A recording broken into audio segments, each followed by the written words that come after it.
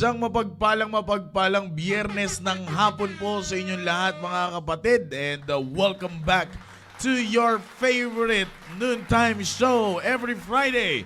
This is the Baptist Lunch. Magandang tanghali Luzon, Visayas, and Mindanao, and to all the international viewers that are watching right now, a blessed day sa inyo pong lahat, no? At kami nagpapasalamat sa Panginoon na muli po tayong bumabalik sa ating pong programang The Baptist Lunch, and North, South, East, and West corners of our church.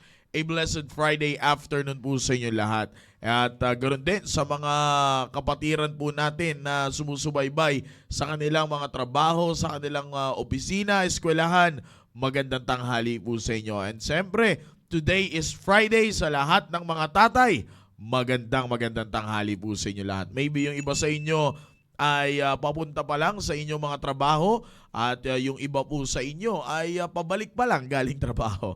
At naintindihan po natin ang oras niyan, pero narito po ang The Baptist Lunch upang makapagpahinga ang inyong kalooban. Yeah, maybe some of you are stressed and busy right now for kasi lalo na, siyempre, ako naniniwala hindi lang mga nanay ang busy ngayon sa pagbabalik ng eskwela ng mga kanilang anak, kundi ganun din ang mga tatay, no? Kaya sa lahat po ng families that are listening right now, magandang tanghali po sa inyo. And siyempre, magandang tanghali po sa aking mahal na asawa, Mami Shobe, at kay Baby LG. At higit sa lahat, magandang tanghali po sa aming mahal na pastor, who is the executive producer and the director of the program The Baptist Lunch, Pastor Hilser. Magandang tanghali po sa inyo. Alright, so syempre ngayon ay Friday, at kung nung Tuesday ang kasama ko ay si Ma'am Marinelli at si Ma'am Cynthia, ngayon namang Biyernes kasama natin ang mga Batikanong co-host ng programang The Baptist Lunch. Walang iba kundi si Sir Noel Gumabay and si Sir Rudy Daep. Magandang tanghali sa inyo, sirs. Amen. Isang mapagpalang tanghali po muli sa bawat isa po sa atin. Nakakapanibago kasi sa haba ng panahon. Oh, sir, ay sabay tayo. Oo. Si General lang Si General, yun ang medyo nauna. umpisa nauna. Nauna siya. Talaga maraming salamat mga kapatid na nagsama-sama muli tayo sa programang ito. Baptist Lunch Father's Edition. Usapang panglalaki. Mga gandang usapan talaga. Pang-tatay talaga ito. So binabati ko po ang aming area, ang West Bank family. Ang lahat po ng tatay ng West Bank, magandang tanghali po. And of course, binabati ko po yung ating mga tatay dito po na nagmo-monitor na po sa atin sa ating programa, si Sir Jeffrey. Magandang tanghali po. At ang incoming tatay na malapit na at nananabik na maging tatay, si Sir Sam Derilo. Wala pang birth certificate. Sa utak ko si Sir Henerico. May birth certificate Kaya lang 3 months lang daw expired na yun. May expiration ng birth certificate ngayon. Gayon din po ang ating kasama rin po natin si Sir Gabi Pakba. Magandang tanghali sa iyo, Gabi. At sana huwag kang alis at mag-monitor ka po. And of course, binabati ko po ang lahat po ng ating masugid na taga-subaybay sa iba't ibang sulok ng mundo. International na tayo, partner. Kaya hindi na tayo kinakailangan pumunta ng ibang bansa dahil tayo mismo ay nakakarating. Yung programa natin ay nakakarating na sa ibang bansa. And of course, yung ating mahal na pastor, kasama po natin. Magandang tanghali, sir, at aking family, Sister Cynthia. At prepare ka lang, alam mo naman, galing ako ng Cavite, maniningil ang Bombay, at ang aking dalawang anak, na si Pauline at Tricia na nasa trabaho, at magre-replay po mamaya. Magandang tanghali po sa bawat isa po sa atin, at huwag kayong aalis dahil marami po kaming pagpapala na hinanda para sa inyo. Sir Rudy. Salamat po. Amen. Magandang tanghali din po sa atin lahat, Makati Central Family, ang aming grupo, mga kapatid. At siyempre si Brother Cesar Deos, ang laging number 1 na fans ng ating programa. Wow, Wala na yung naman. dalawa partner Sino? Tatlo sila to Tatlo sila Oh, yan si Puto Pao. Si Boy Hopia. Si Boy Hopia. Oo, Oy. oo. Si Sir Tito. Wala Wala na. Tumahimik na eh. Natakpan na ng Hopia. Natakpan. Yung mata. Oo. Pero dyan si Brother Cesar ay nagpapatuloy. At magandang tanghali sa iyo, Brother Limuel Lingbanan. Ayan. Nanonood siya ngayon. Nandyan yan sa sa area mo. Speedy yan. SPD. At syempre sa aking magandang asawa, magandang tanghali sa iyo, Arog, at sa aking mga anak.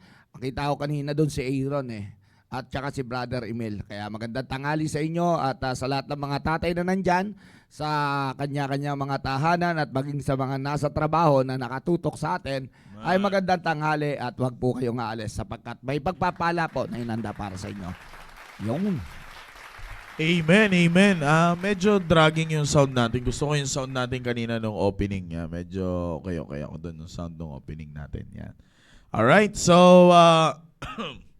ngayon pong hapon na ito, alam nyo po, sabi yan ni Sir Noel, nakakapanibago Kasi for almost 2 months, sabi ko nga Sir Noel, wala tayo dito sa programa. Nung Friday, tagal 2 months. nung Friday ba, dalawa lang tayo. Dalawa lang tayo. Ay, Father's Special yun Oo nga, nasaan ka nun? Ay, araw ng delibyo ko yun. Oo, nandun pa yan sa Oo. Tarlac. Sa Tarlac pa siya. Ay, ako sa Kabanalan. Tama. Yan yung Kasama araw pala na siya ng lagi. ating mahal na pastor. Tama. Nasa Tarlac pa Nawala sa isip ko. Yan. May mission siya doon. Yan. Kaya, sabi nga, for almost 2 months, ay hindi pa nakakatungtong muli si Sir Noel dito sa The Baptist Lounge. Ako ata ang almost 2 months. Ikaw ang nakumpleto mo yung 2 buwan. Kasi sunod-sunod yung biyahe Panay ang natin. live nyo Panay ang live nyo Ha? Panay ang live Ay, nyo. kaya nga. Ubus na yung leave balance ko. Pag retired ko, wala na ako matatanggap. In-enjoy ko na Yeah, kaya eto naman, masaya po kami. And by the way, nag-comment ng ating mahal na pastor at sabi ng ating mahal na pastor, let's enjoy this program. Ngayon pong gabi, good afternoon, brethren. Enjoy watching this program with our family. Love y'all. Yan ang sabi ng ating mahal na pastor. Kaya magandang tanghali po sa lahat ng mga kapatiran po natin. Alam niyo po, napakaganda ng ating pag-uusapan ngayon. At habang kagabi ay kausap namin ang ating mahal na pastor, ay napakaganda ang kanyang naibigay na topic, which is natataon. Natataon sa mga panahon, sa mga pangyayari ngayon, no? At talaga namang, alam niyo po, pagdating sa wisdom at pagdating sa salita ng Diyos, ay talagang ito ay sakto sa lahat ng ating pangangailangan. Isipin niyo po, yan ang kagandahan sa gawain po ng Panginoon. Hindi man tayo kilala ng personal ng mga taong itinalaga ng Panginoon, pero yung salita niya na maibibigay sa atin ay talaga naman, sabi nga ni Sir Rudy, parang kilala ka na rin. Yes. Parang matagal na kayong nakapag-usap, no? That's Kaya yan right. po ang maganda. And since that we are talking about fathers, syempre, pag pinag-usapan ng tatay, kumbaga, Sir Rudy, Sir Noel, pag usapang nanay, pwede mong i-particular. Pero pag usapang tatay, talagang damay ang pamilya Yun, Hindi yun. pwedeng tatay alone lang. Yeah. Kasi sapagkat ang tatay ang itinalagang leader ng Diyos sa loob ng tahanan. Amen. Kaya pag pinag-usapan ng tatay, talagang usapang pamilya yan. Bagamat naririnig niyo po kami dito, sinasabi namin dito, ito ay usapang lalaki, pero talagang ito rin ay usapang pamilya. Sapagkat sa isang pamilya, kapag usapang tatay, kapag usapang lalaki, usapang pamilya yan. No? Yes. Yan ang pinakamaganda dyan. Amen. Kaya nga po, narito tayo ngayon sa panibagong topic na ating pag-uusapan, which is dealing with the emotional status of our children. No? One of the most important thing na dapat pong pagtuunan ng isang leader na tinalaga ng Panginoon sa kanyang sa isang pamilya ay wala pong iba kundi ang pagdidil ng estado ng kanyang mga anak. No? Amen. At kaya nga po dumarating sa punto ng pagkakataon na ang isang tatay ay minsan or palagi ang nagtatanong sa pamilya kung ano ang kailangan nila. 'Di ba? Kailangan lalo na pag nag-usap ang mag-asawa, Sir Rudy, Sir Noel, no? Kailangan amen. pa ba natin ng ganito? Ano pa ang kailangan natin dito sa bahay? Ano pa ang kailangan ng ating mga anak? Bakit po? It's one of the characteristic of a father na abutin ang pangangailangan ng pamilya.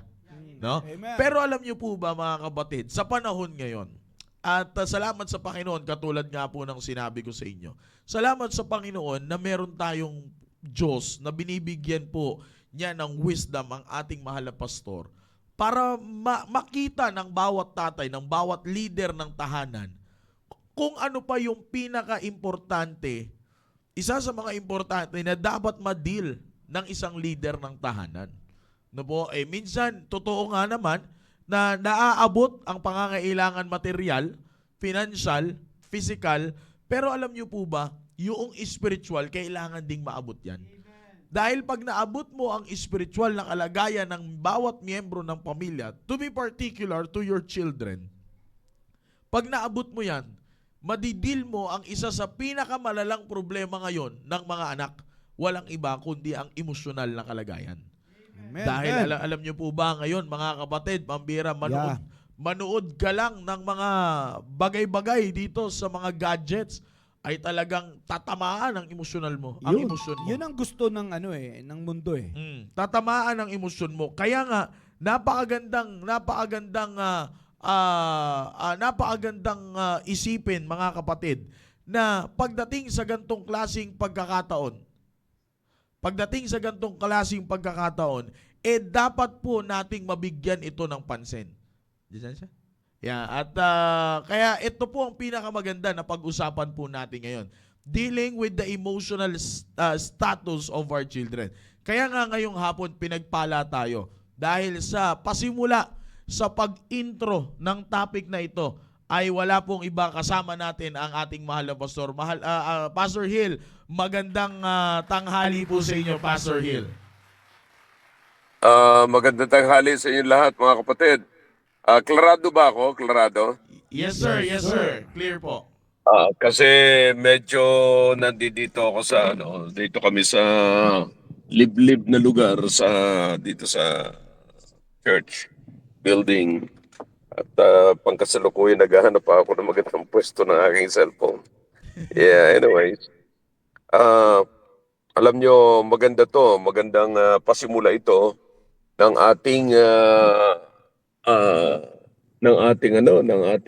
programa na napakaganda na talakayin natin kung paano natin i-deal yung emosyon, kasi kaya ko pinili yung topic na ito kasi ang problema ngayon ng napakaraming pamilya ay emosyon sa loob ng tahanan.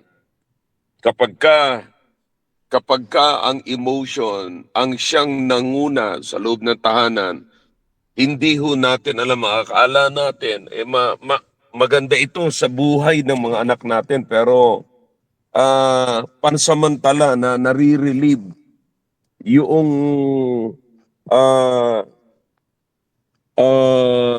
problema ng mga anak. Pero hindi talaga na po na-deal yung pinakang root ng problema. You see, now, napakaliwanag na ang emosyon actually ay hindi nanggagaling ito sa sabihin natin, katulad sinasabi ng iba, wala naman taong walang emosyon. Naniniwala ako doon. Kaya nga, ano ang dapat nating ipairal? Okay? Tandaan niyo po ito. Masakit man sabihin ito, pero ito ang totoo. Lahat tayo may emosyon. By creation, nandiyan na ho yan. Simula nung tayo pinanganak, may emotion na po tayo. Pero, iba ang emotion sa education. Okay? Sapagkat ang education ay itinuturo, ang emotion ay kusang nararamdaman ng tao by feeling. Kaya nga kahit ng mga aso, hayop, merong emotion eh. Pero makikita nyo ang aso kahit na minsan may emotion yan, aso yan. Pero alam nyo, nai-educate ang aso eh. Di ba? Ay nakakalungkot naman kung yung aso ay nalalabanan yung emotion pero yung tao hindi kayang labanan ng emotion because of lack of education. Yeah. So, ito ang pinakamatinding dapat matutunan ng tao. Okay? Ito, tatandaan ninyo. Ang strong man is built in emotion. I'm sorry. A strong men are built in conviction and not in emotion. You see, yan strong men. Kaya makikita po natin, mga kapatid, ang mga tao na hindi nila pinabayaan lamang ng mga magulang, pinalaki nila sa emotion, yung bang parang ayaw masaktan. Makikita ka ng mga bata na ayaw masigawan, ayaw mapalo, yung hindi mo kukontrahin yung gusto niyang mangyari. Ang pinagtitibay natin doon ay yung emotion nila at hindi po yung wala tayong education, wala tayong itinuturo. You see, they don't even know how to face the problem. And they cannot face difficulties in life because they were not taught in the right way how to grow. Pagka ikaw gusto maging strong man, you have to go through process eh. May process, and every process merong pain at merong purpose. You see, because pain is always overwhelmed by purpose. You see, so laging nasa taas yung purpose at nasa ilalim yung pain. Kapag ka ang pain merong purpose, parang walang pain yun. You see? So, lahat ay dumadaan sa process. So, yan yung formula eh. Process, purpose, over pain. Okay? Lahat dadaan sa process. Kasi kung walang process, kapatid, ang paglaki, lahat ay kasi, man, I'm telling you, I don't know, sinasabi ko man ito mga kapatid, hindi para mangantsaw, hindi para manlait ng tao, pero nakakalungkot na maging sa paglaki ng mga bata ay hindi natin kinukonsider na talagang dapat silang lalaki talaga sila. In other words, tatanda sila. Ngayon, ang problema mga kapatid, tatanda sila pero matanda lamang sila sa katawan, nag-mature sila sa katawan, pero hindi sila nag-mature sa pag-iisip. Yeah, that's right. Yan ang malungkot na isipin, pero totoo, di ba? I hope maraming mag-agree sa akin yan. You see, nagpo-programa lang. Ano yung kung saglit na? Okay, sanday lang. Okay, now, so, nakikita nyo mga kapatid, food is ready na raw kasi. So, pero tatapusin ko to kasi maganda kasi itong usapin na ito eh. Alam nyo, kaya pinasimulan ko to kasi nakita ko yung programa eh. Nakita ko yung problema ng napakaraming tao, napakaraming kabataan ngayon. So the problem is, they don't know how to handle emotions. And the worst, they don't mind it. Ayan, ang nakakalungkot, ni hindi pa ho nila alam, i-identify na sila ngayon ay motivated or operated ng emotion at hindi ng conviction. That's right. Inuulit ko po, ang strong, I'm sorry, ang strong na lalaki, ang strong na tao ay na-build yan ng conviction at hindi ng emotion. Okay? Yan ang pinakang result, ano? Pero makikita niyo mga kapatid, no, na ang formula is may process. Okay? At yung process, nakikita nyo kung how I wish I could write it eh. So, nandyan yung formula. Ang formula is process, alright? And then sa taas, may kita mo, sa taas niyan, may kita mo is purpose. Sa ilalim is pain. So in other words, hindi mo may iwasan itong tatlong ito. Okay? Because may building eh. Hindi natin may iwasan, kapatid, na ang mga bata ay lumalaki. Okay? So, kapag ayaw nilang dumaan sa proseso, mga kapatid, ang kinakain nila, kumakain sila araw-araw, mga kapatid, makikita nyo na lahat halos ng kinakain natin ngayon ay parang meron ng ano nga yung ginagamit ng mga bodybuilder sa iniinom nila? Steroids. Yeah, lahat halos may steroids, mga kapatid. At ang steroids, nagpapalaki yan. Nagpapalaki ng muscle, nagpapalaki ng katawan. So, pero hindi nagpapalaki ng tao. Yeah. Okay? So, nagpapalaki siya ng katawan ng tao, pero hindi siya nagpapalaki ng tao. Nakuha nyo? Yes, sir. Okay. Now, so kaya makakakita ka ngayon ng malalaking bulas. Ang mga bata ngayon ganyan. Malalaki ang bulas, pero baby ang tao. Man. So parang baby na nasa loob ng malaking lalagyan. Mm. Did you get that? Yes, sir. Now, so kaya ko inaral ito, mga bagay na ito. Kasi sana magising po tayo, mga kapatid. No, ng programang ito ay napakalaking tulong sana kung if we will mind it, if we will put this, if we will allow this message to sink in sa ating isipan at saka sa ating puso. So akalain mo may mga bata tayo na malalaki pero ang nasa loob ay maliliit. Baby pa. Nag-matured. Makikita nyo yung mga katawan ngayon ng mga bata, pang matanda na. Ang katawan nila magbabae, maglalaki, makikita nyo mga pang 40 na, pero ang nasa loob ay 15 anyos. Matanda na yun sa 15, baka 12 pa lang. Di ba? That's So, true. Amen. alam nyo ang problema, mga kapatid. Hindi sila dumaan doon sa formula na tinutukoy ko. Ano yung formula na yon? Process. Okay? May proseso para ikaw ay maging ganap na strong na babae at strong na lalaki. Ano yung proseso na yon? Sa proseso na ito, sa buhay na ito, hindi mo maiiwasan yung pain. Okay? Amen.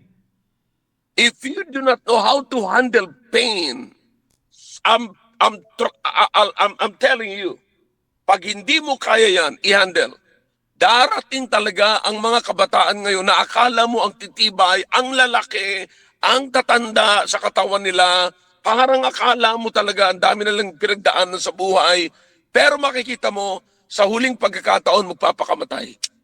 Amen. Bakit? Hindi nila alam kung paano i-handle yung pain. Amen. You see that? Now, bakit? Paano mo i-handle yung pain? Okay? I-handle mo ang pain sa pamamagitan ng purpose. Yeah, amen. At yung purpose, hindi ikaw ang naglalagay. Diyos ang naglalagay. That's why you need to understand the will of God in your life. Okay? Kapag kaalam ng Diyos, kapag kaalam ng magulang at saka ng anak, yung purpose, yung will ng kalooban, yung will ng Diyos sa kanyang buhay. Kapatid, I'm telling you, ang bahay natin, ang pamilya natin is built in conviction and not in emotion. Amen. See? So, yan ay napakahalaga. Kasi, pag may pain, talagang mararanasan. Ang dami. Walang taong nabuhay sa ibabaw ng lupang ito na hindi nakaranas ng pain. Mhm. But pain, suffering the pain, and And you know, yung magkaroon ka ng pain without knowing the purpose. Sasabihin ko sa'yo, magtatapos ang buhay mo, maaaring magpapakamatay ka, maaaring maghihiganti ka, maaaring magre-rebelde ka. So makikita nyo ngayon ang mga bata, mga kapatid, mga magulang, alright, may nagpapakamatay. Gaano man ang kalagayan niya sa buhay, ang nakakalungkot nito, pinag-aral nyo na sa koleyo, nakatapos ang koleyo, binigyan nyo ng pera, binigyan nyo ng bahay, pinakain nyo siya, inayos ang kanilang kalusugan, pero saan nagwakas? Pagpapakamatay. That's true. Amen. Okay? Pangalawa, hindi lang yan. Nagre-rebelde. Akala mo siya ang akala mo siya ang nagbabayad ng mga bills sa bahay. Yeah. Akala mo siya ang nagpatayo ng bahay. Akala mo siya ang nagbibili ng damit niya. Akala niya siya ang nagbayad sa kanyang pag-aaral. You see? So, lahat yun, wala siyang participation, pero may gana pang magrebelde. Bakit? Because of emotion. Because of the pain. Napagalitan lamang yung taong yung magulang na nagalit sa kanya at pinagalitan siya, hindi niya na kaagad naisip yung pagpapaaral sa kanya, pagpapalaki sa kanya, pag-provide ng bahay sa kanya, pag-provide ng pagkain niya, pag-provide ng lahat ng kailangan niya. Ipinagpalit na yon. Isang beses lang yan pinagalitan, ha? Bakit? May mga magulang na iniiwasan, mga kapatid, na pagalitan yung kanilang mga anak kasi takot na magkalayo-layo sila. That's Okay? true. May alam ako na yung anak ay pinabayaan sapagkat ayaw niyang magalit sa kanya, pinabayaan niya lang. Ngayon, nasaan ang anak niya ngayon? Nasa kulungan. I can witness it. I can tell you tungkol sa bagay na yan. So makikita mo because of pain. Because of pain. Now, paano natin ma-overcome yung pain? Paano natin i-handle, tuturuan yung bata na i-handle yung pain? Turuan natin sila ng purpose. Amen. Okay? Now, ano ang purpose ng pain? Bakit ka nagkaroon ng pain? You see, anak, dapat ka talagang magtrabaho. Dapat mo talagang banatin ang iyong muscle. Huwag kang matakot na gumising na maaga. Huwag kang matakot na magwalis dyan. Huwag kang matakot. Yung mga domestic thing lang, mga kapatid, ay hindi natin maituro. Dahilan That's sa true. excuses ng mga anak natin na sila ay nag-aaral. Kasi, samantalang yung ibang mga bata dyan, nag-aaral niya, nagtatrabaho pa. You see? That's right. So, mga kapatid, mga magulang, ang hindi natin namamalayan, ang ating ginagawa sa araw-araw ay nagpapalakas ng emotion, nagpapatibay ng emotion ng ating anak na magdudulot ng kapigatian sa future natin. Amen. At hindi That's lamang right. sa kanya, hindi lamang sa anak natin, kundi maging sa atin, parehas tayo may pain sa future. Bakit? Yung makita mo ang anak mo sa kulungan, mahirap yun. That's Parehas true. kayo Amen. magsasuffer. Yan, si Brother Noel, alam niya ang sinasabi ko. Amen. Alam ni Maki ang sinasabi ko ngayon.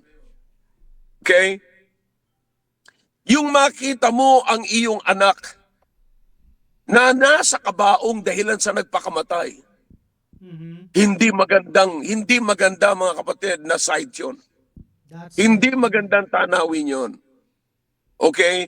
So, in other words, hindi tayo matutuwa sa future ng ating anak pag nakita natin ito. Now, bakit tayo nakakarating doon? Kasi, hindi kaya ng anak natin yung process. Mhm. Ano yung process? Pain. May pain. Sa bawat proseso, may pain. You see? Kahit na tayo mga magulang, may pain pa rin tayo. magsisinungaling tayo pag hindi tayo nagsabing wala ng pain ngayon. May pain. Ako bilang pastor, nakakaranas pa rin ako ng pain sa proseso. Amen. Nakakaranas pa ako. But you know what? Ang lagi kong iniisip, what is the purpose of God? What is the will of God behind this? You see? So yan ang iniisip ko, mga kapatid. Kaya sana po ay makita po natin ang mga bagay na ito. Pahalagahan natin para maintindihan ng anak natin yung pain, anumang klaseng pain ang dinadala nila ngayon. Ha? Ipaunawa natin sa kanila na kasama sa proseso ng paglakihan, proseso ng pagtanda, proseso ng pagtagal dito sa lupa. Kasi Amen. the more pain you have, the more or the stronger you are. You see? Kasi diyan mo masasabi na matagal na pala ako sa lupang ito. Eh kung ngayon ka lamang 40 anyos o 30 anyos ka na, ngayon ka pa lamang nasasaktan. Ay Yeah. kapatid, hindi ka pa tumatagal sa lupang ito. Bago ka pa lang sa ibabaw ng lupang ito. Right. Oh. Amen. Right. Eh ako'y nagpapasalamat sa Panginoon sa dami-dami ko ng pain na natin naranasan. Lahat, hindi lamang kapatid, isa sa isang taon. Hindi lamang isa actually sa isang buwan. No? Yeah, Marami. So you have to go through process. You have to allow yourself to go through process and then experience pain. But in every pain, please know and understand the purpose of it. Kasi kung hindi mo alam ang purpose yan, magsasuffer ka talaga. Talaga, I promise you. Mawawala ka sa ibabaw ng lupang ito nang walang kabuluhan.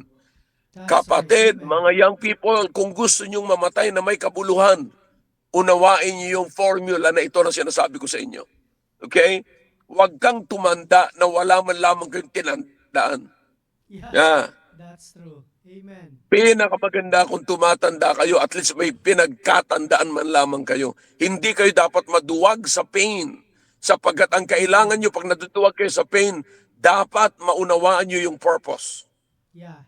Huwag yung puro reklamo na lamang pag merong pain, pag nahihirapan, reklamo. Pagka meron nasaktan, reklamo. Sisisihin ang magulang, sisisihin kung sino-sino. No, it's in the process. And in the process, there is pain. But think about the purpose and consider the purpose every time pain arises. Amen.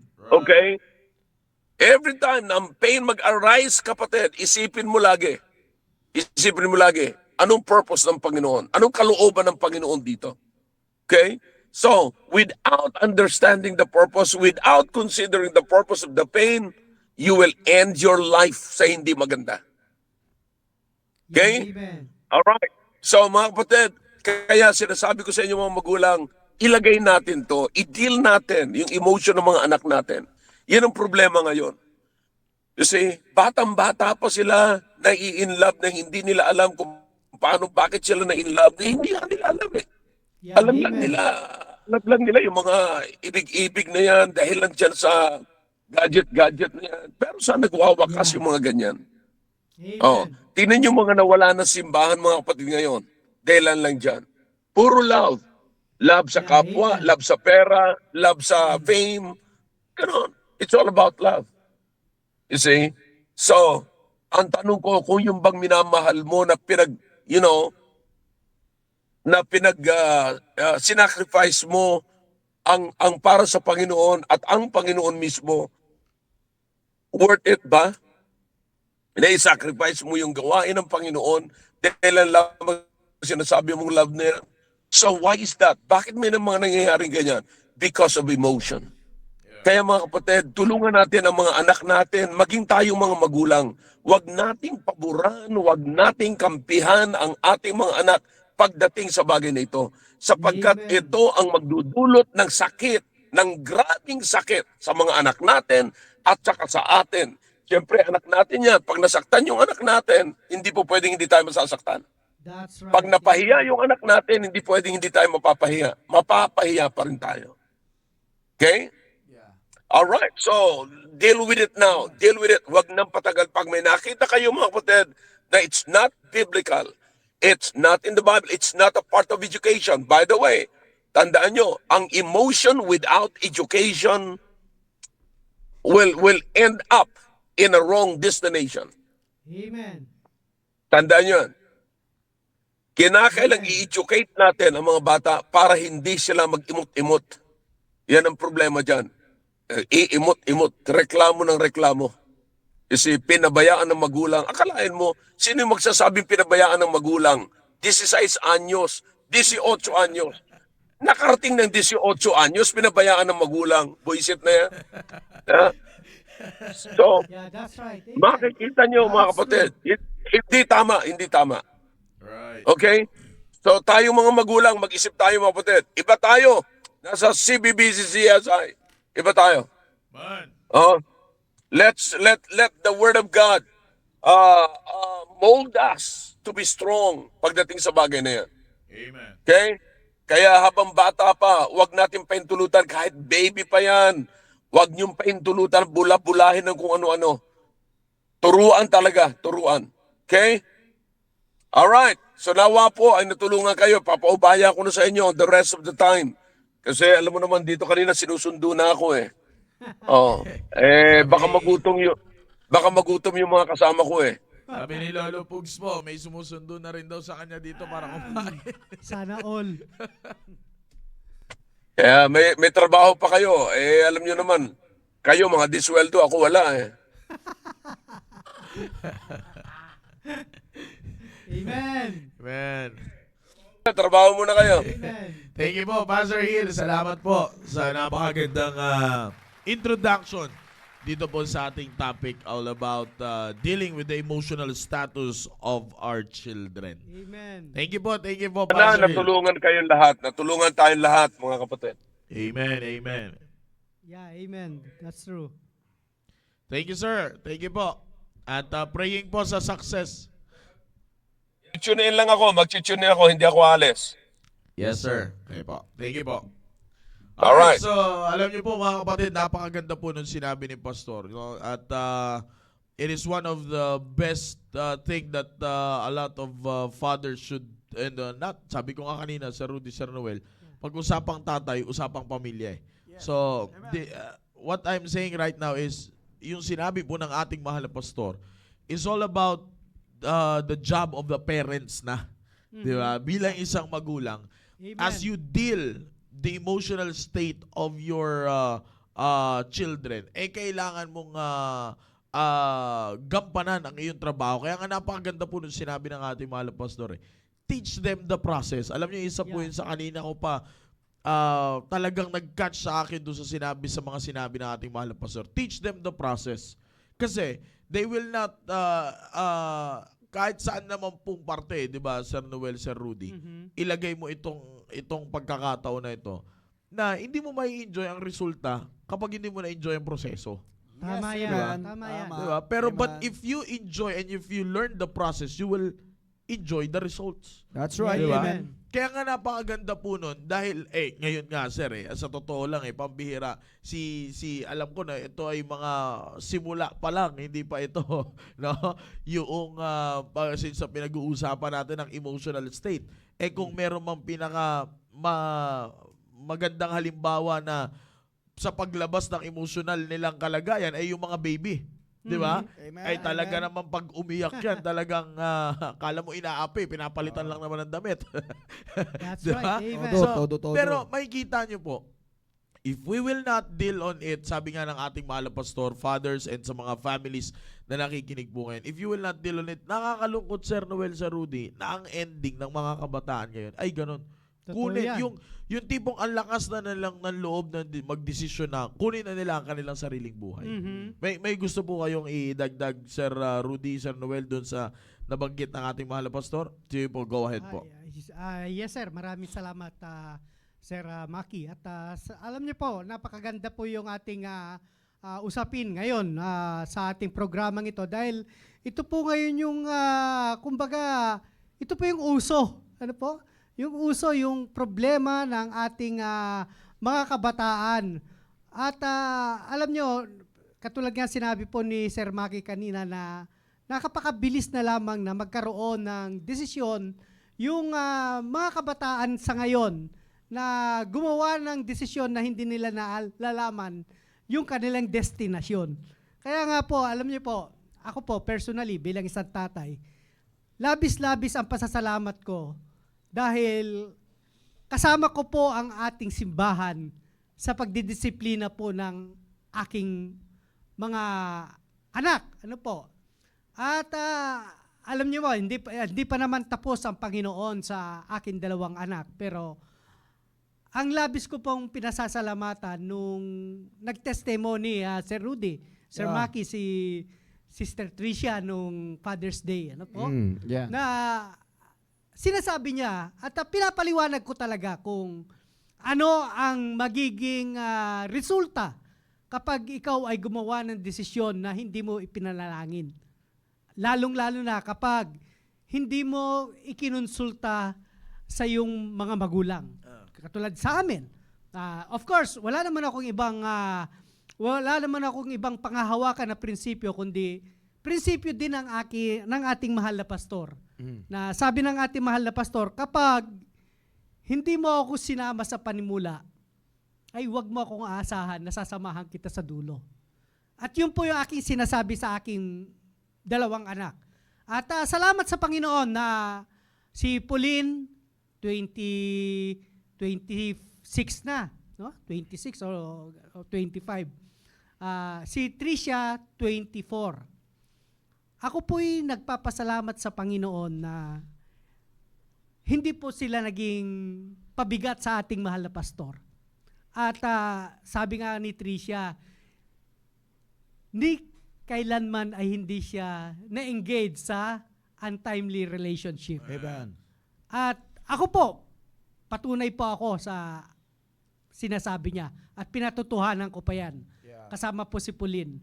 Dahil sinasabi ko po sa kanila, mga kapatid, na hindi kita pinagbabawalan.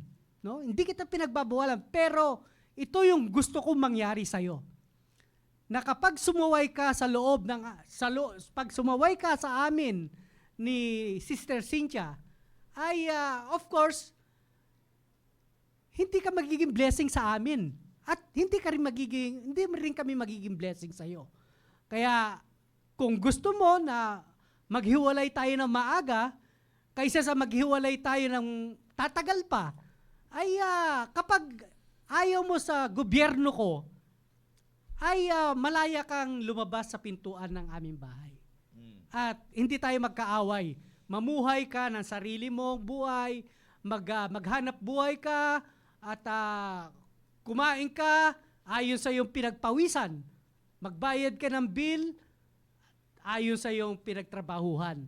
At yun po yung pinapaliwanag ko sa kanila.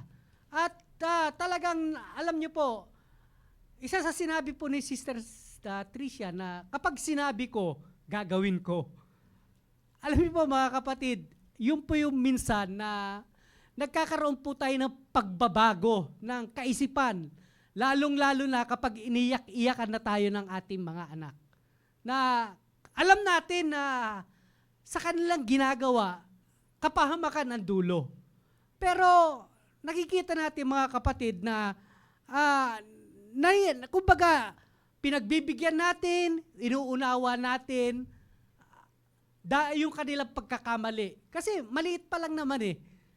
Pero ang hindi natin ipinapaliwanag sa kanila. Kaya nga sinasabi nga ng ating mahal na pastor natin kanina na yung purpose, diba? Yung purpose. Ano ba ang purpose natin? Bakit natin kinakailangan panghawakan, ipamuhay ang salita ng Diyos kahit masaktan ang ating mga anak? Dahil ang purpose natin, mga kapatid, ang pinakalayunin natin ay magkaroon sila ng maayos na kinabukasan. Wala namang sigurong ama, especially sa atin, na gusto nating makita yung ating mga anak na mapahamak. Of course, masakit, dumisiplina. Ako po, grabe po ako magdisiplina mga kapatid. Pag hindi kita nakuha sa pakiusap, sumuway ka, wawarningan kita. At sumuway ka ulit. Kung hindi kita makukuha sa palo, kakamayin kita. Bakit? Sabi nga ni Sister Cynthia, parang hindi mga babae ang mga anak mo. Bakit? Dahil may purpose ako. At ayaw ko na sila'y mag-suffer sa kanilang ginagawa. Kaya habang maaga pa lang, ay talagang gusto ko na kahit masaktan sila, ay maunawaan nila yung purpose ng aking pagdidisiplina sa kanila. Dumating po sa pagkakataon, talagang duguan pa. Mga babae po ang anak ko, mga kapatid. Humantong po kami sa duguan. Pero sinasabi ko sa kanila, kung ipapahiya mo lang din naman ang Diyos, ipapahiya mo ang ating pamilya, mas nanaisin kong disiplinahin kita sa kanyang pamamaraan. Mga kapatid, salamat sa salita ng Diyos. No? Kaya nga, napakahalaga yung ating conviction, no? Yung matibay nating paniniwala sa salita ng Diyos. Dahil ito po proven na to, mga kapatid eh. Kaya nga sabi nga ng Bible, train up a child. Ano ba talaga ang gusto nating mangyari sa ating mga anak? No? Ano bang, of course, kung kinakailangan nating i-train talaga, during the training, wala pong maayos na mararanasan during the training. Pero alam mo kung saan magkakaroon ng maayos na resulta? Kapag nakita mo na yung purpose ng training. Kaya mga kapatid, lalong-lalo na kapag nakialam ang nanay. Ako po, sinasabi ko, talagang ako'y nagpapasalamat sa Panginoon na nagkakasundo kami ni Sister Cynthia patungkol sa pagdidisiplina. Na kahit talagang nakikita niya na malupit ako, pero yung kalupitan ko ay makikita naman Sir Rudy, Sir Maki. Hindi ko naman pinagmamalaki ang aking mga anak.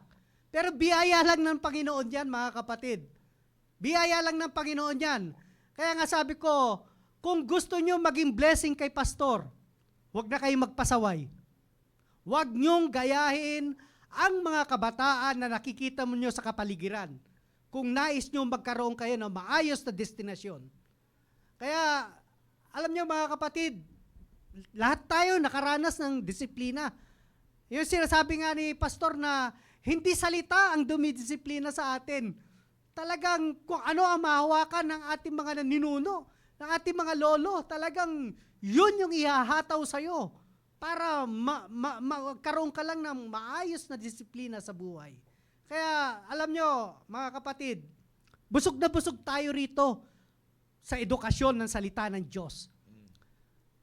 Ang ating mahal na pastor, grabe yan mga kapatid. Pagdating sa kabataan, talagang kung papaano nyo ipinaglalaban ang mga kabataan. Kasama po ako ng ating mahal na pastor noong mga unang araw pa, nung kabataan pa nila Maki.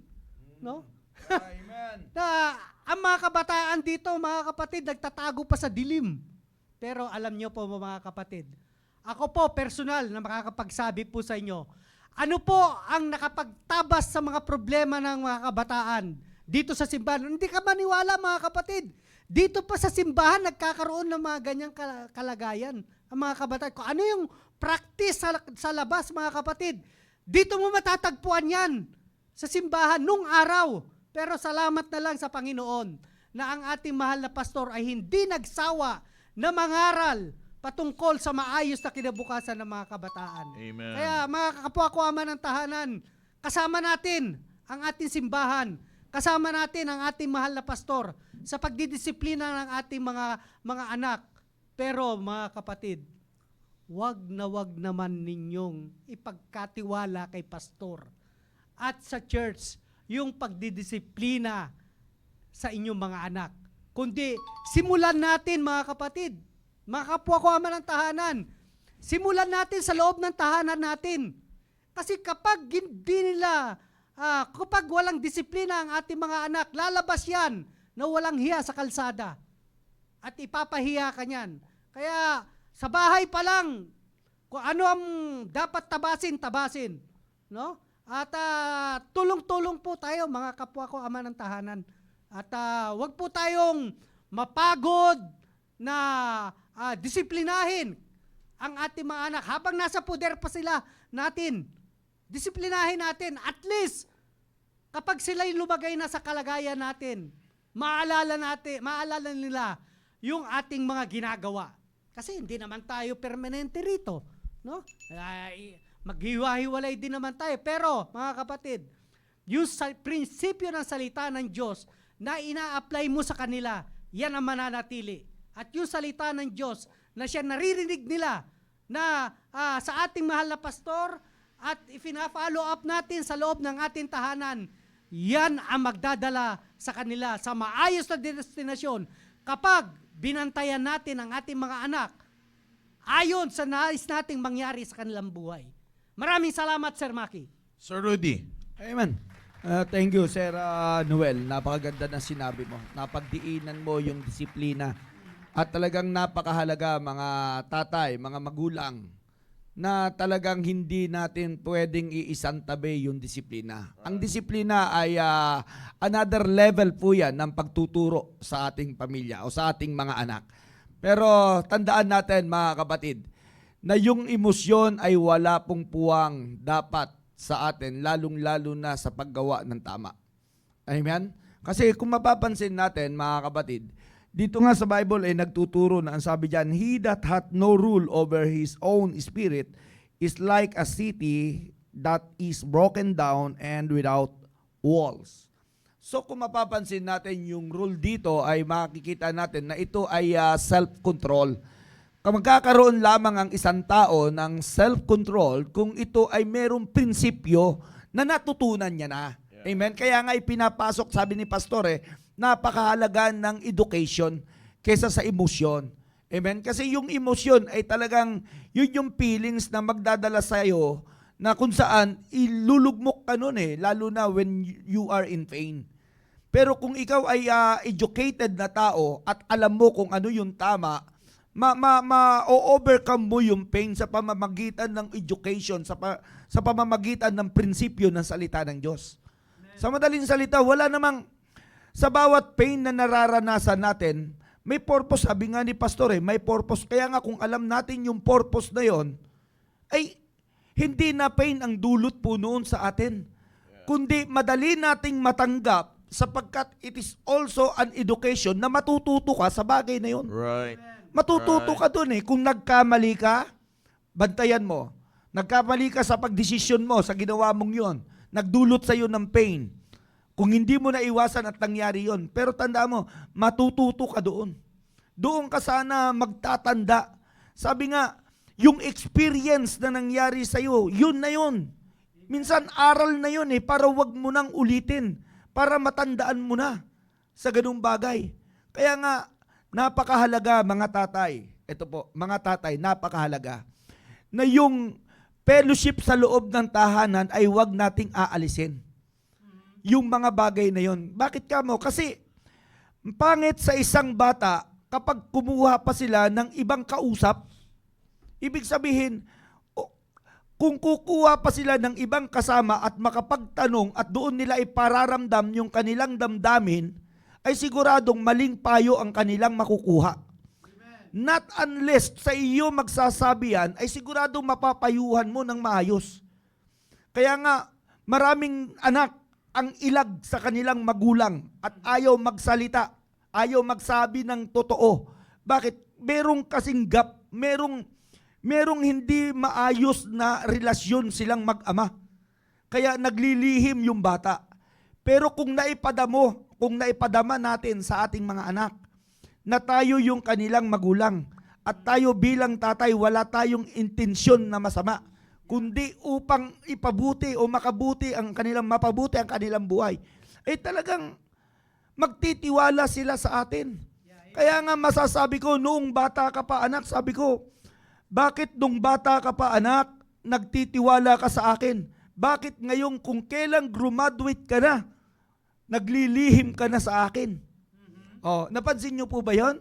Kasi tingnan nyo naman, may mga bata, mula pagkabata, baby pa lamang, pinapag-aral mo, Aba, iginapang, sabi nga ni Pastor, iginapang mo sa hirap ang kanilang pag-aaral nakapagtapos. At na-appreciate nila na talagang salamat, nagpasalamat pa nga sa atin. Thank you, Papa, pinaaral mo kami. Sa kabila ng kahirapan ay hindi ka sumuko. Naunawaan nila. Pero bakit dumarating ang sitwasyon na palibhasa ba nakapag-aral na sila ay hindi na nila kailangan ang payo mo? At mababawasan na ba dapat ang kanilang pagtitiwala sa iyo?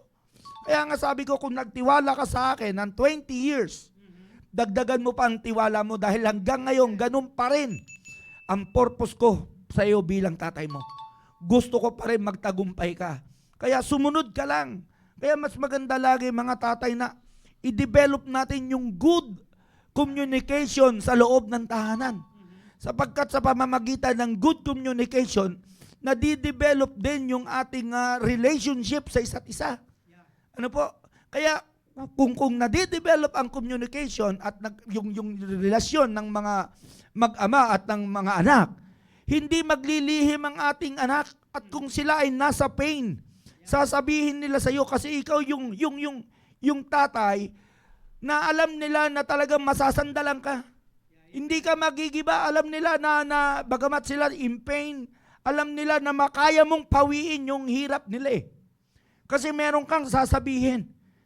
Kaya nga sabi ni Pastor doon sa kanyang preaching, meron ka, tatay, meron ka dapat sabihin sa iyong anak. Yun yung pinaka-ano doon eh, yung pinaka-buod. Kasi yung sasabihin mo, yun yung aral na kailangan nila. At yung aral na yun, yun ang papawi ng pain na yun. O kung meron man, yun ang mag-aangat sa kanila. Upang ma-high moral sila.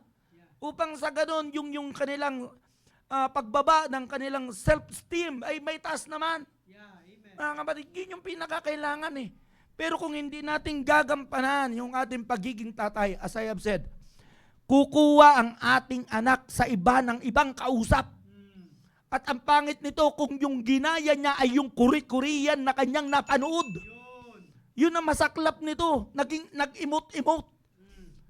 Yun ang mahirap eh, sa halip na mag-ask ng guidance o ng counsel sa iyo bilang tatay, pero dahil takot, dahil hindi na develop yung good relationship ninyo bilang mag-ama eh. Parang kayo yung mag-ama na malayo sa isa't isa ay napakapangit. Tatay ka pero ilag ang anak mo sa'yo. Mas gusto ng anak mo na kapiling o kausap ang iba kesa sa'yo. Pangit talaga. Kaya sinasabi ko, i-establish natin na mabuti ang ating fellowship sa loob ng tahanan. Mag-create tayo lagi ng good communication upang sa ganun doon sa good communication na yon ay ma-develop pa yung ating good relationship. At sa bawat fellowship natin, sabi nga, tayo tatay, magaan ang loob mo sa iyong anak at gayon din naman yung anak mo. Mas higit na magtitiwala siya sa iyo. Ipaunawa natin na simula't simula, magulang nila tayo. Mahal natin sila. At sabi nga ni Pastor, kapag nasaktan sila, nasasaktan din tayo. Kung kanilang nauunawaan yan, kung sinasabi natin yan, magtitiwala sila ng lubos sa atin. Kaya nga kapag gumagawa sila ng maling desisyon, nasasaktan tayo, apektado din tayo. Totoo yung sabi ni Pastor, hindi lang sila ang naapektuhan, maging tayo naapektuhan. Dahil kapag napahiya sila, napapahiya din tayo. Yan ang totohanan nun. Bakit? Hindi natin maitatanggi na anak natin sila. Kaya i-establish pa natin yung good relationship natin. Establish natin yung good communication sa loob ng tahanan. Huwag yung puro pabulyaw, huwag yung puro galitan, parang laging may parang laging may Israel at Iraq sa loob ng tahanan. Naku, huwag naman. Sana naman mga kapatid, gamit ang aral na salita ng Diyos, ma-educate tayo ng gusto. Yung aral dito ang panghawakan natin. Mga kapatid, sino ba naman ang magsasabi na mali ang Biblia? Wala namang mali sa Biblia. Mangyari lang kung minsan hindi na tayo nakadepende sa salita ng Diyos. Nagdidepende na tayo sa ating emosyon. Sabi nga ni Pastor, hindi na sa conviction ng salita ng Diyos. Kung ito nga nabasa, ilang beses na natin itong binasa. Ecclesiastes chapter 3 verse number 1. To everything there is a season and a time to every purpose under the heaven. At ang sumunod niya na, puro pangyayari. Mayroong feelings na nandyan. May mga emotion na involved dyan. Oo, a time. Lahat yan, mayroon bang mga ano yan, mayroon labang emotion yan. Lahat yan may emotion eh. Pero kung nauunawaan natin yung purpose, ano bang emotion ay na-overcome. Dahil na-educate tayo na mabuti. Dahil alam natin yung purpose. Mga kapatid, bilang tatay, tangi ko lang maidadagdag, pagtibayin pa natin yung magandang relasyon natin sa loob ng tahanan sa pamamagitan ng lagi merong magandang communication. At kung tawagin nga natin yan, merong fellowship. Merong fellowship. Huwag natin pahintulutan na yung bata pa sila, nakikinig sila sa'yo. At nagtatawanan. Masaya. Nagiinuman ng juice. Wow, pambihira, ang sarap. Ang sarap balikan yung ganong klaseng moment. Na ginagaya natin yung fellowship ng tatay. O kape. Eh syempre dahil bata pa, nung mga bata pa, o sige, juice sa'yo anak. Milo sa'yo anak. Coca-Cola sa'yo anak. Ganun nung araw ganun ko ginawa yung mga bata ko eh. Pero ang importante, nagagaya ko yung pattern. Bakit? Gusto ko makumusta sila. At huwag nating alisin yun habang lumalaki sila. Huwag nating alisin yun. Kasi, sabi ko nga, pangit kung na-develop yung kanilang pagtitiwala sa iba kaysa sa pagtitiwala sa iyo bilang tatay. Thank you so much, Sir Maki. Yan, at alam niyo po, maganda po yung ating po pinag-aaralan. Alam niyo, isa po sa mga narinig po natin kay Sir Noel yung kahalagahan ng disiplina. At ngayon narinig po natin kay Sir Rudy yung purpose. And kaya ngayon po yung sabi ng ating mahal na pastor kanina. Let them understand the purpose kung bakit may pain. Let them understand the purpose kung bakit merong darating sa punto ng buhay nila na merong disappointments. Let them understand bakit hindi madali ang buhay. Alam nyo, isa po yan sa mga pinakakulang na sa mga kabataan. Ako po, honestly speaking, biyaya po ng Panginoon. Nagpapasalamat po ako na ako po ay nagkaroon ng magulang na hindi ako tinuruan magpasarap sa buhay. Ano man po ang nararanasan ko ngayon is the product of the training na kapag naghirap ka at napagdaanan mo yan, may magandang resulta. Hindi yung pag nakaranas ka ng pain, aalis ka na. Hindi yung nakaranas ka ng disappointment, sorry for the word, pero magpapatiwakal ka na. Isasabit mo na yung sarili mo, gagawin mong Christmas lights, gagawin mong Christmas decoration. Di ba? Hindi ganon. Hindi yung konting sigaw lang sa'yo, pambira, wala na katapusan na ng mundo mo. No, kaya sabi ng ating mahal na pastor, let them understand bakit may pain. Bakit darating sa punto ng buhay nila na madidisappoint sila? O bakit darating sa punto ng buhay nila na ito yung mangyayari? Kaya nga, teach them. Ang ganda po nung sabi ng ating mahal na pastor, teach them the process. Alam niyo po, sir, meron po akong pinag-aaralan kagabi. At nasa isip ko po ito kagabi. And until na ito po ay nabuksan ko sa Bible. Bagamat wala naman silang really blood relation, no? Wala silang relasyon sa pamamagitan ng dugo. But it is the story of Paul and Timothy. Na kung mapapansin nyo po, doon po sa tagpo ni Paul and Timothy, of course si Paul, alam naman natin that si Timothy ay anak niya sa pananampalataya. Disciple niya si Timothy. And si Timothy became a young pastor. Diba? Nagpastor siya ng simbahan sa kanyang edad. Bagamat wala naman sinabi exactly kung ilang taon siya. But the Bible states that si Timothy ay young pastor. Okay? Now, as Paul, his father in faith, disciples him. Alam niyo po, winarningan siya ni Apostle Paul. Sabi ni Apostle Paul, Timothy, darating sa punto ng buhay mo na magpapalakad ka ng isang simbahan na hindi maniniwala sa iyo mga tao. May mga tao dyan na sabi nga doon sa 2 Timothy chapter number 3 verse number 5, lalabas ang mga tao that having the form of godliness but denying the power thereof. Yan yung mga lalabas dyan. Lalabas yung mga tao, makaka-encounter ka in your leadership in the church at makaka-encounter ka ng mga tao kasi darating yung punto na sa buhay mo na merong isang darating na araw na tawag nga ni Apostle Paul dyan is a perilous time. Di ba? Darating yan na yung mga men, sabi nga dito, for men shall be lovers of their own selves, covetous, boasters, proud, blasphemers, disobedient to parents, unthankful, unholy. From verse number 2 down to verse number 9, nandiyan sinabi ni Apostle Paul kay Timothy, ito yung mga taong makakaharap mo balang araw. At bilang isang young pastor, baka ma-disappoint ka. Yeah. Baka pag ito na yung mga na-encounter mo, baka ma-disappoint ka, makalimutan mo na, ba't may mga gantong klaseng tao? At pag na-disappoint ka, baka dumating sa punto na mag-quit ka. Worst comes to worst. Sa kabila ng pangangaral ni Timothy siguro, pwede niya sabihin, tapusin ko na lang din kaya buhay ko para matuto din itong mga to.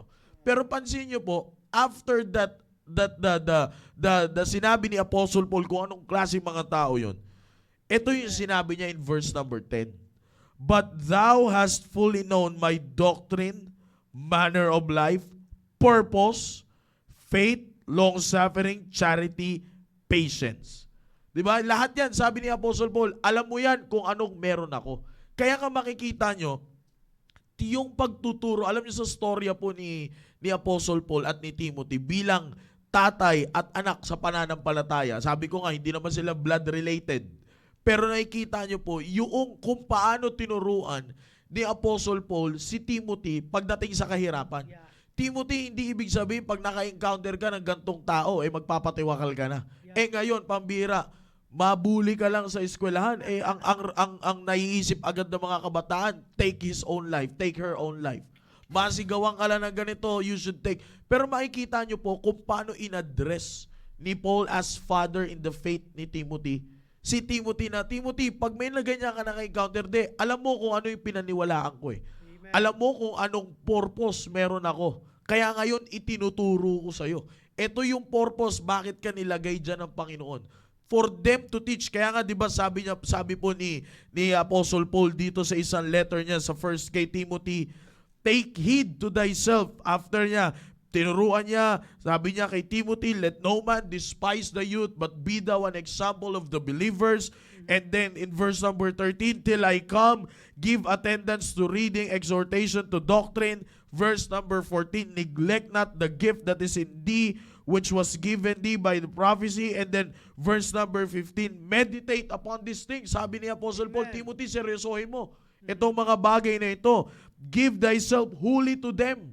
Ibig sabihin, ibigay mo yung sarili mo dun sa mga natutunan mo sa akin. And then that thy profiting may appear to all. Ito yung pinakagusto ko dito, Sir Noel, Sir Rudy, at sa mga nakikinig po. Kung paano tinuruan ni Timothy. Pinaalala kasi ni Apostle Paul kay Timothy yung purpose bakit ka nandiyan dyan eh. Amen. Para pag may pain ka nararamdaman, alam mo kung para saan yung pain. Hindi yung mag-give up ka kaagad. Hindi yung pag may na-encounter kang gantong klaseng problema, ma-disappoint ka, tatapusin mo na kaagad ang buhay mo. Hindi ganyan, Timothy, ang buhay. Kaya nga sabi niya, kailangan alam mo yung purpose. Kaya sabi ni Apostle Paul kay Timothy, take heed unto thyself and unto the doctrine. Continue in them. Ito yung purpose, Sir Rudy, Sir Noel, for in doing this, thou shalt both save thyself and them that hear thee. Wow. Kita niyo po, kung Amen. ito yung sinasabi ng ating mahal na pastor kanina sa mga parents, sa mga fathers na nakikinig, teach them the purpose of life. Yeah. Hindi yung pag nahirapan sila, yung mga kabataan yun, give up. Maglalayas, hindi mo makikita ng ilang linggo, hindi mo makikita ng ilang buwan. Later on, makikita mo na lang nasa saksi, 24 oras, CNN na. Yeah. Bakit? Kinuha na yung sarili nilang buhay. Yeah, that's And then mag-iiwan ng sulat, nakakausapin ang sarili, ganito and so on and so forth. Bakit po yan? Bakit nangyayari? It's because of the emotional status na meron ngayon ang kabataan. Kaya nga napakaganda yung sinabi ng ating mahal na pastor kanina. Teach them the purpose. Yeah. Bakit kailangan mong mahirapan? Yeah. Kasi pag naging madali sa'yo ang buhay at dumating na sa pagkakataon na hindi na madali ang buhay, lugi ka. Yeah, that's right. Di ba? Yun po yung napakaganda dun. Katulad dito kay Apostle Paul, kay Timothy. Kasi kung titingnan ni Timothy si Apostle Paul, parang andali lang maging missionary. Di ba? Welcome lahat. Kung saan pumunta si Apostle Paul, busog. Kung saan pumunta si Apostle Paul, welcome. Pero ang hindi nakikita ni Timothy, yung trabaho. Kaya nga nung si Timothy na ay tinawag ng Panginoon, ganun na lang yung paalala ni Apostle Paul sa kanya. Timothy, hindi madali. Balang araw, makaka-encounter ka na, maaaring sa simula, pabor pa sa'yo lahat. Pero darating sa punto ng pagkakataon, hindi na sa'yo pabor ang lahat. Darating ang punto ng pagkakataon, aawayin ka, sisirahan ka, ganito, anong gagawin mo? Kaya sabi ni Apostle Paul, tinuruan niya si Timothy ng purpose kung bakit siya nandoon. What is the purpose? Continue in them. Sabi niya, ipagpatuloy mo, itong mga tao na ito lalabas, pero kilala mo ko. Sabi ni Apostle Paul sa kanya, Timothy, kilala mo ko. Alam mo, meditate. Sabi niya, thou hast fully known my doctrine. Alam mo kung anong meron ako. Alam mo kung anong naituro ko sa iyo. Continue in them. Kasi sa pagpapatuloy mo yan, makikita mo, you will both save yourself and others that hear thee. Kaya ganun po, fathers, ang napakaganda. Pag tinuruan po, alam nyo, sabi ko nga po, salamat sa Panginoon na meron akong magulang na ganun tinuro sa akin. Kaya patuloy nga po pagpapaalala ng ating mahal na pastor that you have to build your own reputation. Kasi balang araw, hindi lang lagi sa reputasyon ko ikaw dapat nakasandal. Dapat meron kang sariling reputasyon. Para pag dumating na sa punto ng pagkakataon, eto na ang sitwasyon. Alam mo kung paano i-handle yan. Alam nyo, nakakatuwa po ito, Father, sapagkat kami po, area leaders po kami lahat dito. Nakakalungkot isipin na pag pumunta ka ng area, makakarinig ka ng storya ng mga tatay na okay lang na kahit papasok na sila ng 2:00 ng madaling araw sa kanilang trabaho, okay lang na makasalubong na nila yung anak nila na pauwi pa lang ng ganong oras.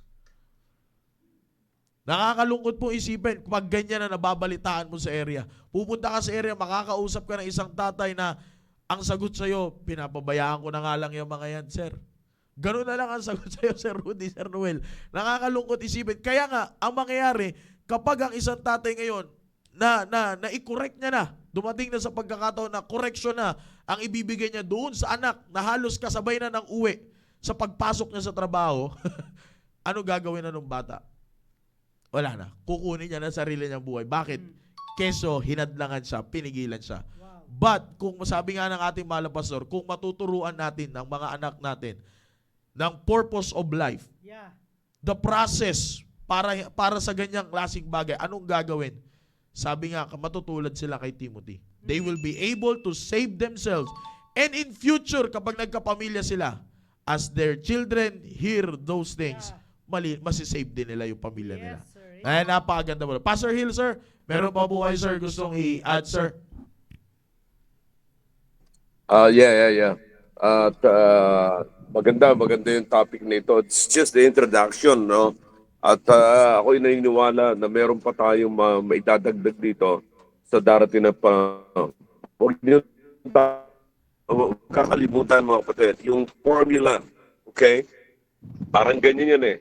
Yung formula, okay?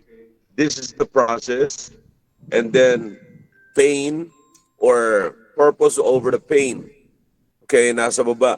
So sa proseso, laging may pain, and then kinakailangan lang maipaunawa, ma-educate yung mga bata, yung lahat na nasa tahanan na kung para saan yung pain. Kinakailangan merong purpose. Okay? Ano bang pain na mas greater ang purpose, hindi mo halos maramdaman yung pain. Okay? Kung greater yung purpose.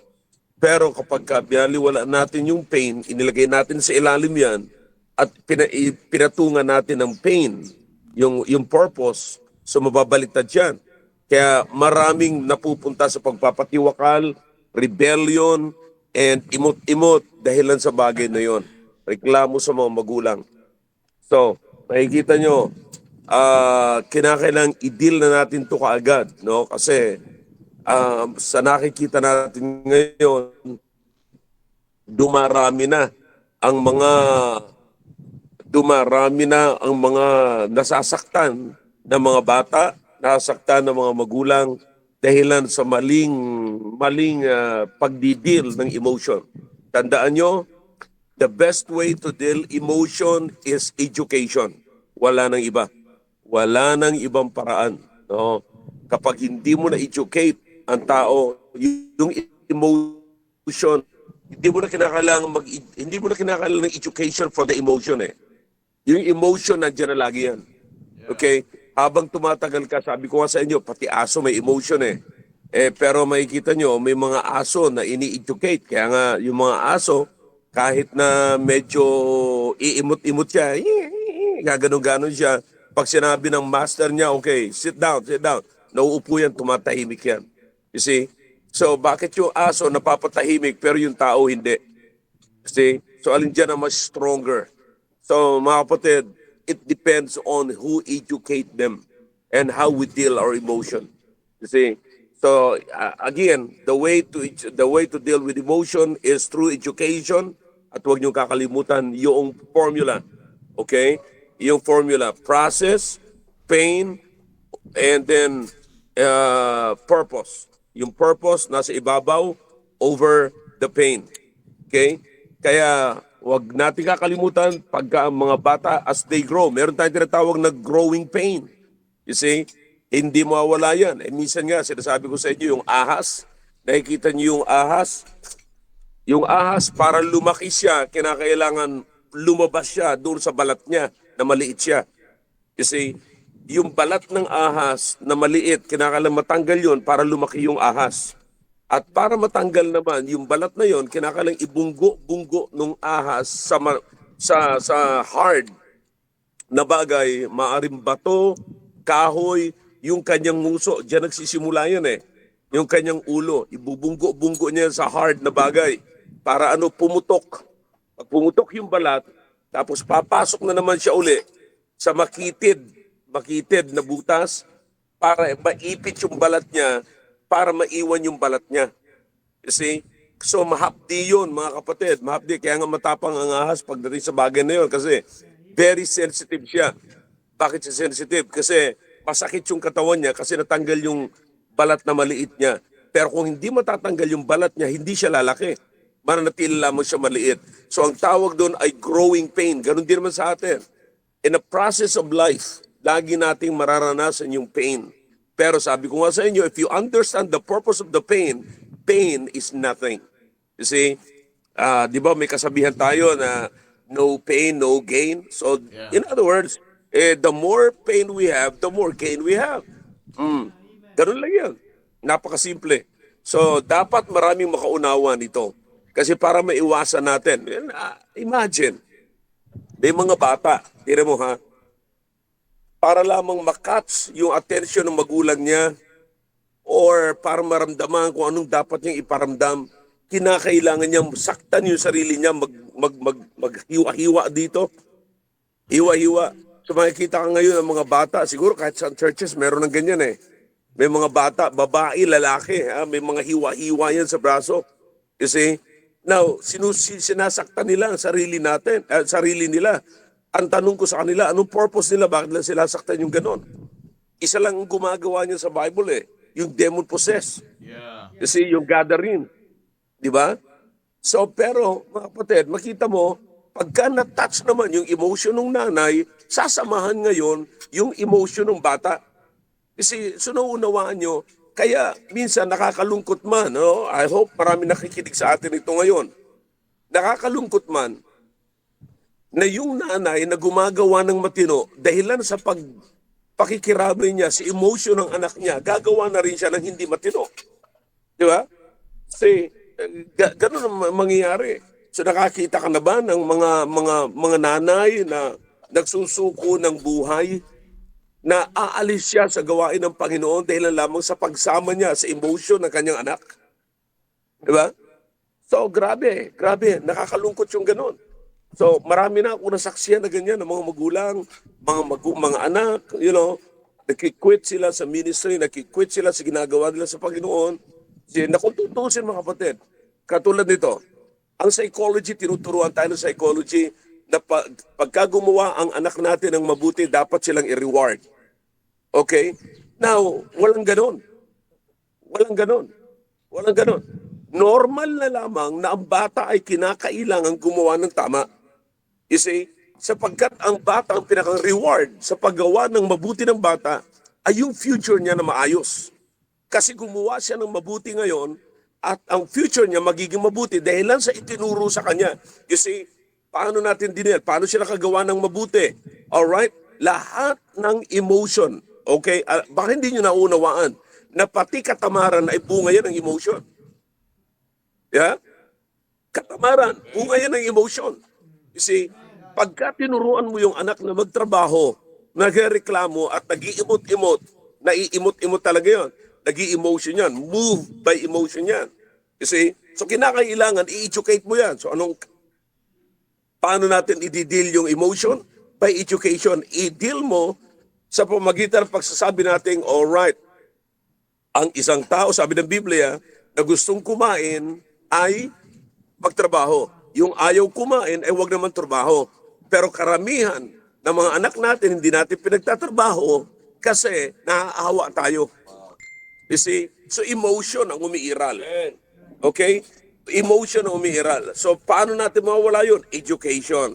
Paano mang mangyayari pag na-educate mo, nalaman mo yung tama, tatrabaho ka ngayon. Habang nagtatrabaho ka, mayroong pain. Bakit? Tumaan ka na ngayon sa process ng buhay. Okay? But if you understand the purpose of it, ba't ka nagtatrabaho? Ay para mabuhay, para lumakas, para kumita, para mayroong normal. You know? So that's the process and there is a purpose. Okay? So anumang pain na mayroong purpose, sabi ko nga sa inyo, lalong-lalo pag ang purpose is always greater than the pain. So hindi mo mararamdaman yon. So kaya mga kapatid, makikita nyo, kapag ka ang mga magulang ay in-educate nila ang kanilang mga anak, walang problema sana ang pain. Wala sana ang problema pagpapakamatay, walang problema yung rebellion, walang problema yung mga imot-imot na yon. Bakit?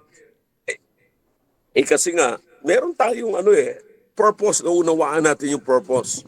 Walang kwenta yung pain kasi merong purpose. At yung purpose naman, ikatitibay natin. I don't need to be rewarded kung ako yung bata na gumagawa ng mabuti, hindi na ako kinakalang i-reward o bigyan parang reward ng aking magulang kasi yung mabuting itinuro sa akin ng mga magulang, ako rin naman ang makikinabang, hindi lang yung magulang ko. Yung magulang ko tapos na eh. Yung bata ang makikinabang at dala-dala niya yun hanggang sa tumanda na rin siya. Di ba? So why do you need to reward those who do good? Ang reward na sa kanila, yung paggawa nila ng tama.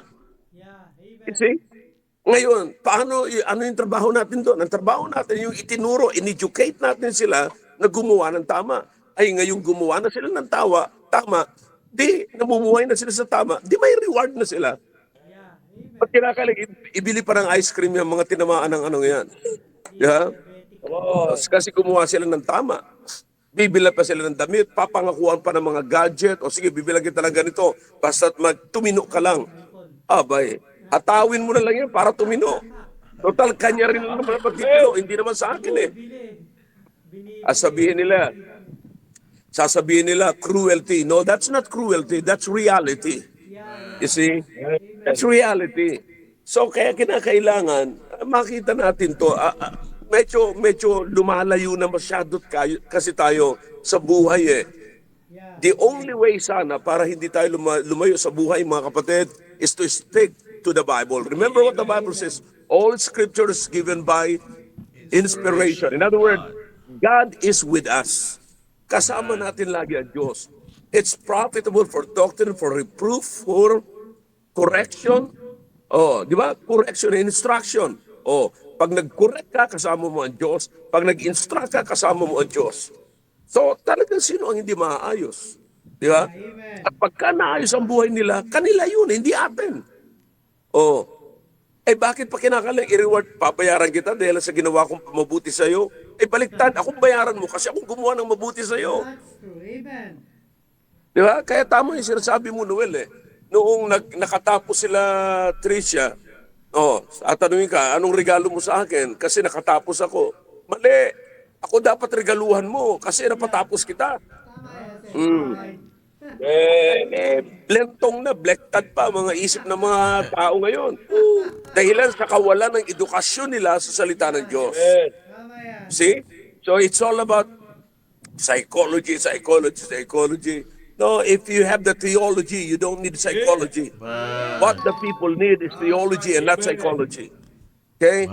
Alright. So nawa po ay medyo natulungan naman kayo ng programa po ito ngayon. Amen. Introduction pa lamang po ito. Magsasama-sama tayo na matagal dito sa programang ito. Okay?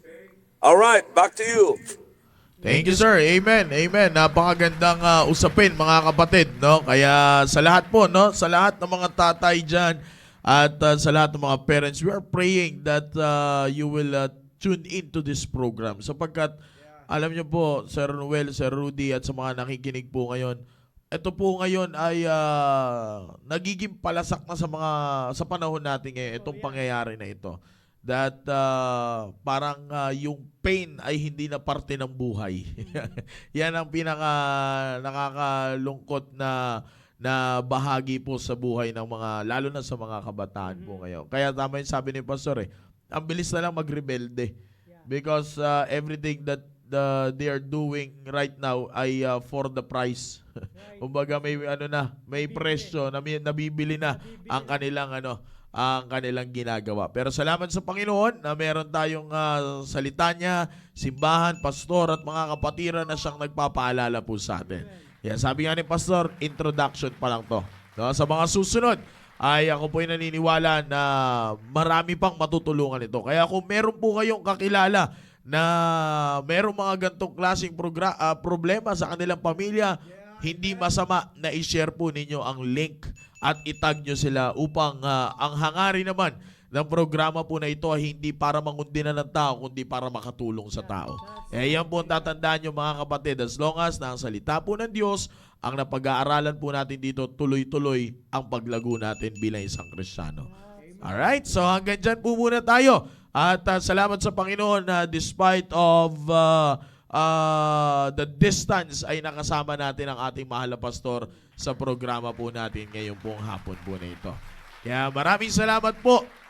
At tuloy-tuloy po tayo at sa mga programa natin mamaya, team preparation, abangan nyo po ang programa nila at patuloy nyo rin tangkiligin ang ganyang klaseng programa ng ating simbahan. Maraming salamat po sa inyo lahat. Hanggang dito po muna tayo. Pastor Hill, once again, thank you. At sa lahat po ng mga viewers natin sa ating Facebook Live at sa lahat pa ng mga maaabot ng programa po na ito, maraming salamat. Pastor Hill, sir, meron pa po kayong... All right. Salamat, mga kapatid. Kaya next Friday, huwag niyo kakaligtaan. Sama-sama tayo uli. Okay? Amen. And pagtulong-tulungan natin ang ating pamilya. No? Salamat sa Panginoon na meron tayong church na katulong ng pamilya.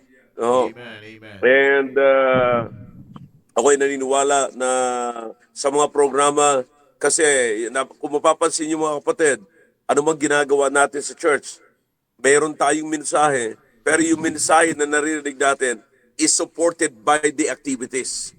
Kasi, so kung yung mapansin nyo, yung hindi lamang turo ng turo sa mga kabataan, kundi meron tayong balikatan na doon natin ipinapakita kung ano ang application or paano i-apply yung tinatawag na patience, paano i-apply yung tinatawag na love. So, paano natin sa totoong buhay ipapakita yung patience na yon. So, kaya meron tayong mga ganong klaseng activities. Okay? By that, ako'y naniniwala, we can build the family and we can build the country. Amen. Alright? So, magandang hapon po sa inyo lahat. At salamat sa inyo dyan na pagamat wala ako dyan. Pero tuloy-tuloy ang programa natin, Brother Rudy, Brother Noel, and Maki. Alright. Again, maraming salamat, mga kapatid. God knows I love you all. Alright, back to you. Amen, amen. All right, thank you po. And we will see you on the next episode of your favorite noontime show every Friday, the Baptist Lunch Father's Edition. On top of all this, all we can say is to God be the glory. Have a blessed afternoon ahead. Bye-bye po.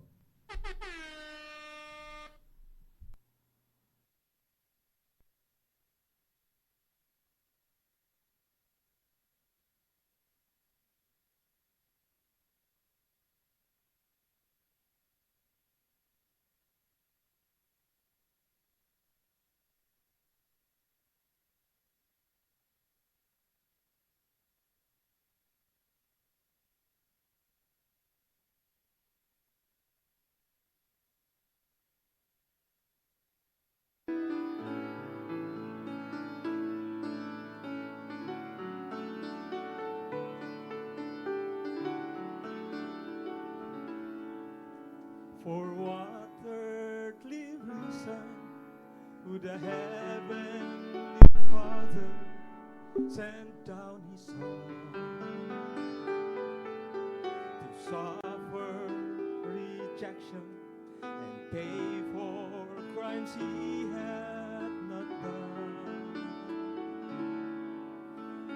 For what earthly reason would the Father let him hang on the tree? Where to be the answer that one earthly reason was me.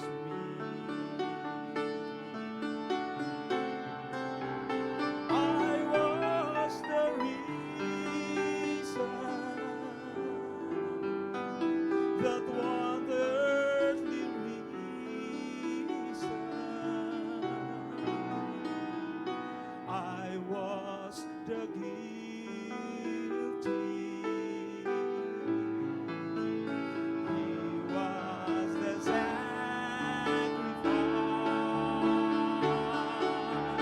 I was the taker. He was the giver.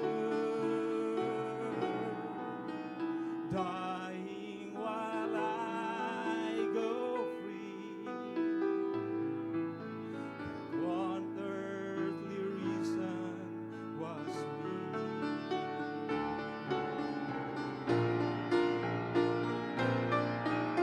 The fairest of angels were not summoned from the throne up in the sky to purchase my pardon. Not even the angels could die. The only provision from my freedom was destined to be the sweet Lamb of glory, and his only reason was me.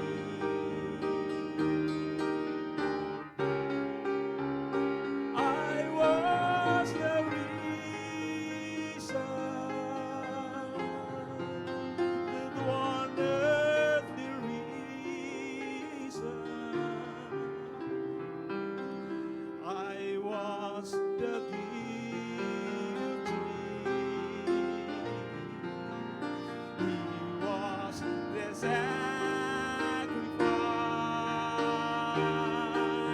Oh, I was the taker.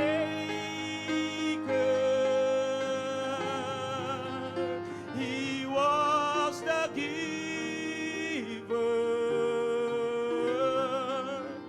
Dying while I go free.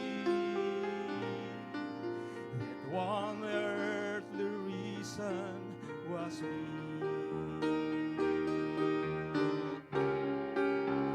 I was the taker.